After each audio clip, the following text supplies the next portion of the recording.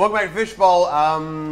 We interview comedians. This is one. Well, we interview lots of people. Will Anderson is here. Hey, Will. I am here. Hey. Yay. The last time you came on, you just ripped my interviewing technique a new one. Well, I've been sitting up the back, and I'm glad that nothing has improved. Yeah. It's good to see you. You spent all the time building a new set. I didn't do any of this. Someone else did that. Really? I just was it an autistic child? Because it does have it. All right. Oh, come on. Danny worked really hard on this. But yeah, this is. That's good. I like it. One day it fell down and hit me in the head. Anyway, it's not important. Tell us about you. Hey, can I tell you? Yeah, I brought something. Yeah, because some news has just come through, and I thought you might enjoy some breaking news. Sweet. So I feel like this can be like that breakfast show on Channel 10 that nobody's watching.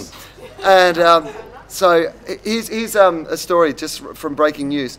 The rise to fame of an earless rabbit has come to an abrupt end in Germany after it was squashed during a media event. Oh wait, it gets heaps better. It can't. A cameraman accidentally stepped on Till the rabbit, who was born with a genetic defect. So he's been born without these ears. All these Germans think he's this magic rabbit. They've called a press conference. Moments before he was being presented to the world, cameraman stepped on him and killed him. Oh, that's horrible. And I was just thinking, wouldn't that be great if like a lot of press conferences ended like that? Like, you know, one of like that Corey Worthington kid who had the party at his house, and just before they go on, some cameraman just steps on him. That's what they were trying to do at that George Bush conference in Iraq. Someone tried to throw a shoe. Long distance stepping. Yeah. Nice. Oh, Jeff. Yeah. I was about to, because Will has a podcast. I don't know if you're aware of this, but you have a podcast too. Should we plug that quickly? It's a video. It's a video podcast. Yeah. It's called the 13 O'Clock Show. You should totally see it. Sorry, I forgot to plug it before. Anyway, it's about you now. No, it's good to be here. Yeah. Why don't you talk to someone at the back of the room? If you'd learned anything about interviewing in the last year, you'd realise you interview the people while they're on the couch. You are not allowed to have your phone anymore, and you'll get it back if you behave. I'm sorry, you could destroy me. I'm sorry.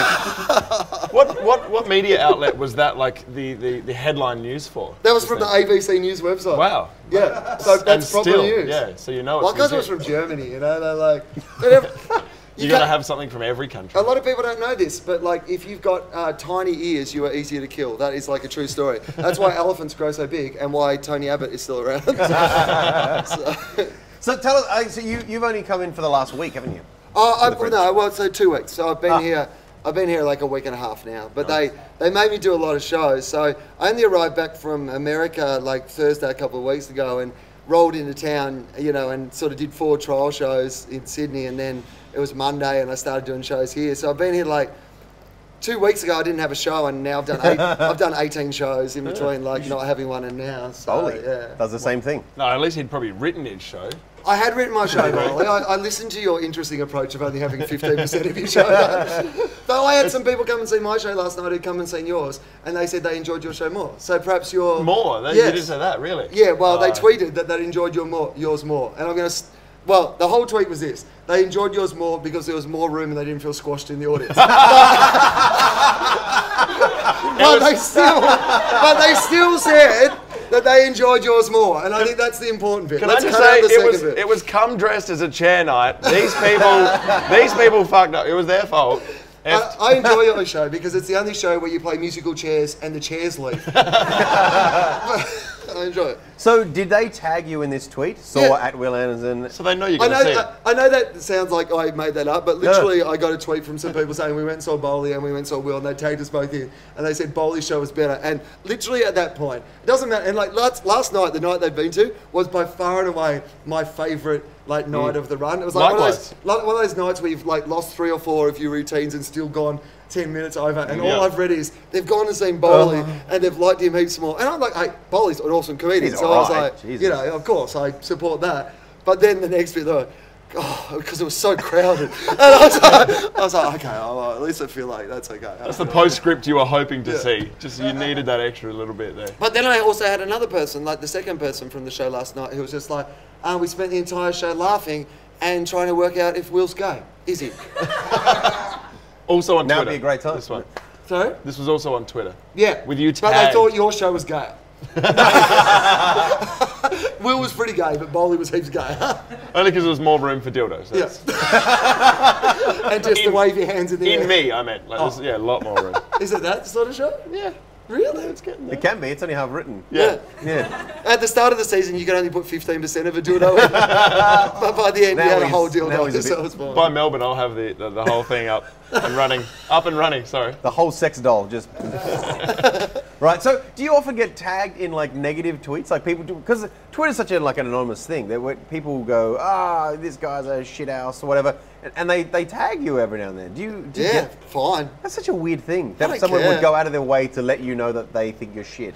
I go out of my way to let people know the That's shit also all the true, time. yeah. That's what I do for my job. Come to my show. It is an hour of me telling people shit. that they're shit. That's what my whole Twitter feed is. Russell Crowe, you're shit. Tony Abbott, you're shit. That's like every day. I can't get upset when someone goes, hey, you're shit. Yeah. Especially when they normally think I'm Adam Hills when they're saying it.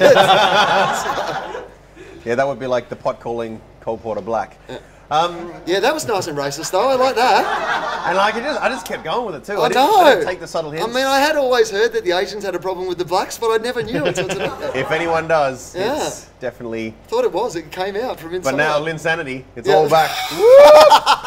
Right. So, do you have any tickets left for your shows, or are you all sold out? Justin Hamilton and I are doing these muck around Oh, shows. yeah. They've just put on. We just put on these two shows at Gluttony at 11:45, and Justin and I just get up on stage and like just genuinely just riff and muck about. And Limo came down last week, and I think Lindsay Webb's doing tonight, and we'll find someone for tomorrow night. It'll be fun. So no, all my shows are sold out, but these fun muck around shows, if people want to come. Do you to find those. that equally as exciting? Like the muck around shows where you've got just nothing planned, like, and you just get to riff. How does that compare to you, like as opposed to your set show where you know what you're going to do? And You know what I reckon? Like, I reckon there's more pressure in your set show because, like, people have paid a lot of money and they come along with an expectation that it's going to be good, and they should expect that. Like, I expect it's going to be good. Like, I don't like to do a new show unless I feel like it's a substantial improvement on the show that I did the year before, and that is my aim as I go into it. I'll set myself a few little. So I expect that to be good, and if it's not working the way I want, I'd be pretty upset at that. Yeah. But the muck around show, I just love that.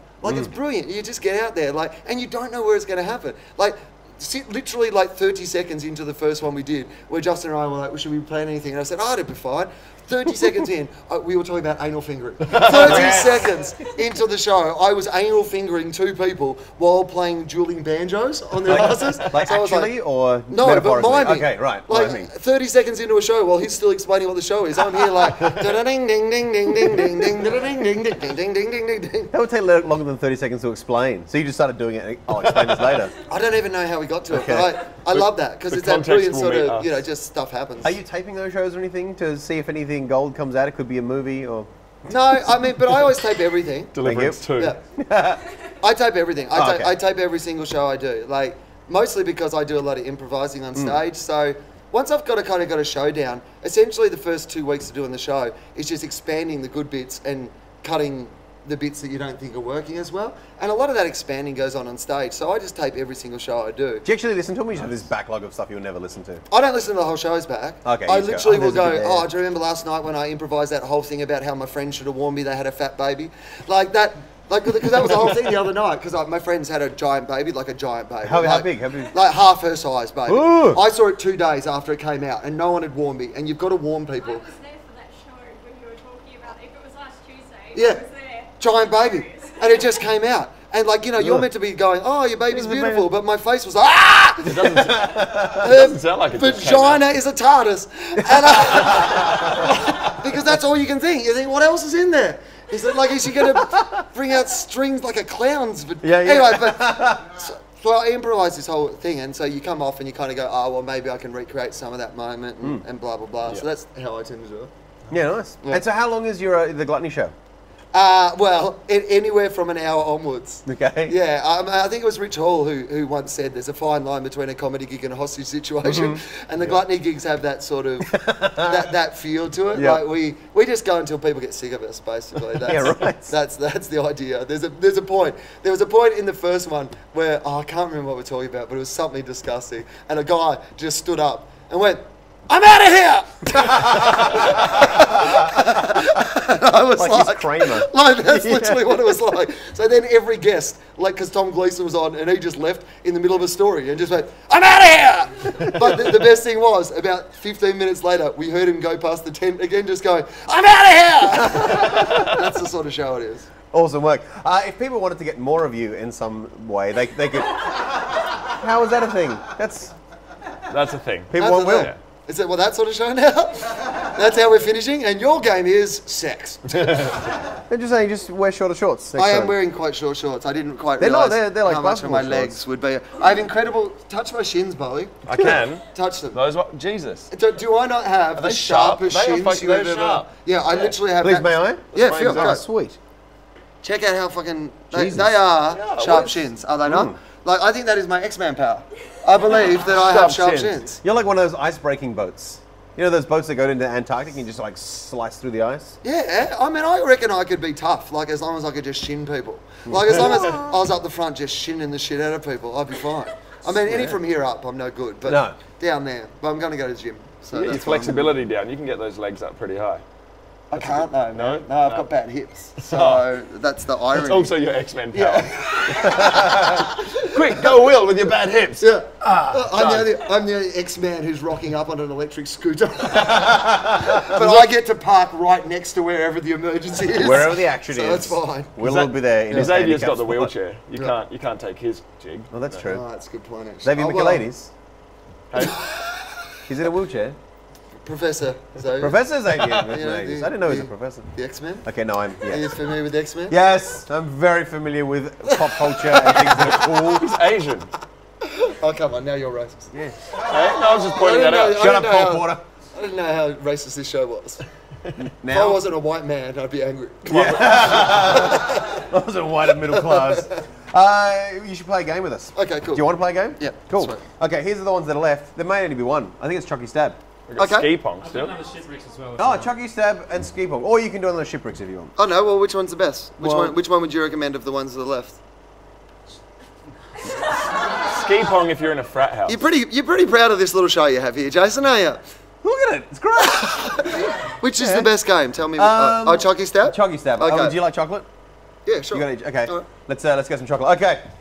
Here's the intro potentially. Chucky Stab! It's a long intro. Look at that. Maz made that. Oh, that's chocolates. all right. He made That's that. actually Pretty good. good. This is your knife and fork. Your job is to eat as much chocolate as you can in 60 seconds. You can. We put it in the fridge, so we're just getting it from the fridge because it's harder and you get to eat less. Right, what sort of chocolate is it?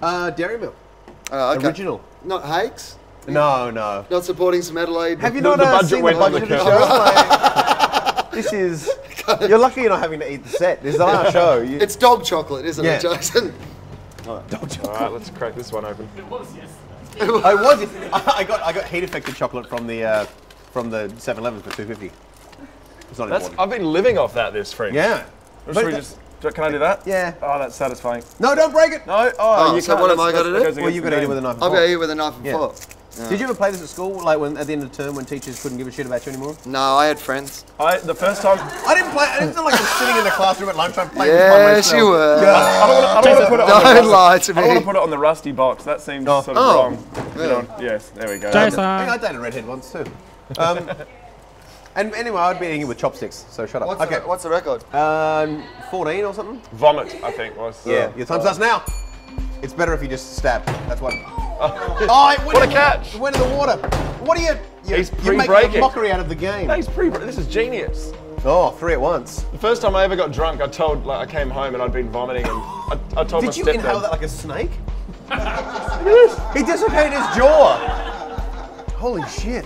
Is one of the rules chewing or like doesn't matter at all? I don't know. He's got a knife. He makes his own rules now. This is competitive. I like it. They're so smashed up you can't even count now. No. I like this. It's a good tactic.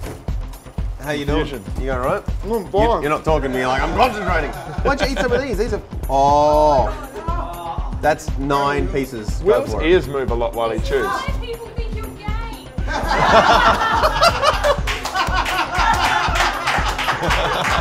Make it. I believe in you. You can do this. Why are you going 4, down? 3, Go, 2, go. 1. Get it in there. Well, there's not much left. So Wow. how many pieces in a block? There's like That's 4 fucking amazing. extras. Yeah, but there's just it's I just think shrapnel. Let's say 16. Way more No, than 16. he's killed 16. I would say 30. You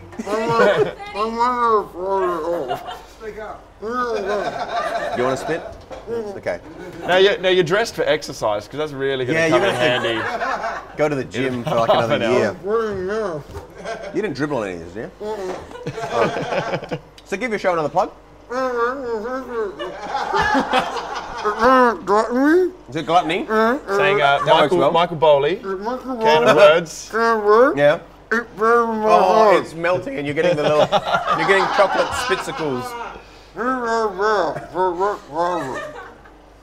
Exactly. All right, 11:45 with Justin Hamilton in Carry On in Gluttony. Is that it? No, no, whatever. You just rock up. You want to say you're out of here, and then we'll go to an ad?